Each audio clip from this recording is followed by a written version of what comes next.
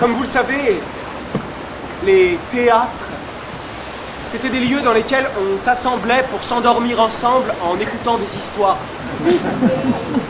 C'est un étrange rituel. 3 personnages venus du futur reproduisent des gestes oubliés.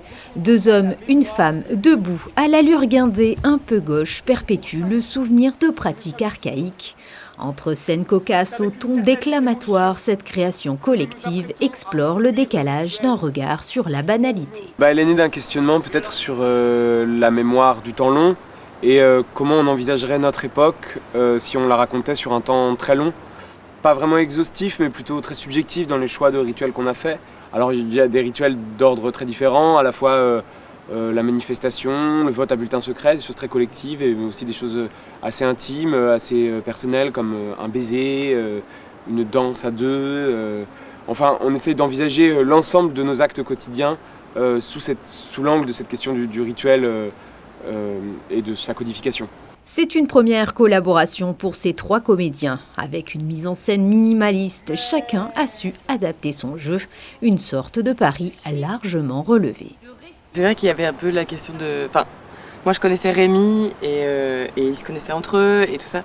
Mais c'était la première fois qu'on travaillait ensemble, donc on ne savait pas ce que ça allait donner, une création collective où en fait il faut tout écrire. Et donc écrire à partir d'improvisation, écrire à partir de textes, écrire à partir de nous 3 qui on était et avec Simon qui regardait aussi. Enfin je sais pas, c'était un peu un... On savait pas ce que ça allait donner et finalement ça a été quand même une très très belle aventure. Bien que 2 d'entre eux ont déjà joué sur les planches monégasques, ils portent un certain regard sur la principauté.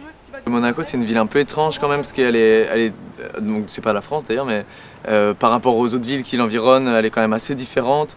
Il y a cette chose de la très grande richesse, il y a ces immeubles incroyables, enfin il y a beaucoup de choses qui rendent la ville un peu particulière. Et je trouve que ça fait presque le même effet que le spectacle, c'est-à-dire de jeter un regard légèrement décalé sur notre monde. Enfin moi j'arrive d'une région bien différente et en arrivant ici, tout à coup je me sentais vraiment comme sur la lune, quoi. Enfin, pas sur la lune, mais dans un autre monde. Et au fond c'est un peu ça qu'on cherche aussi avec ce spectacle, donc c'est assez marrant finalement de venir jouer ici. Le Théâtre du Fort Antoine vous donne rendez-vous l'année prochaine pour une nouvelle programmation avec encore plus de belles découvertes théâtrales.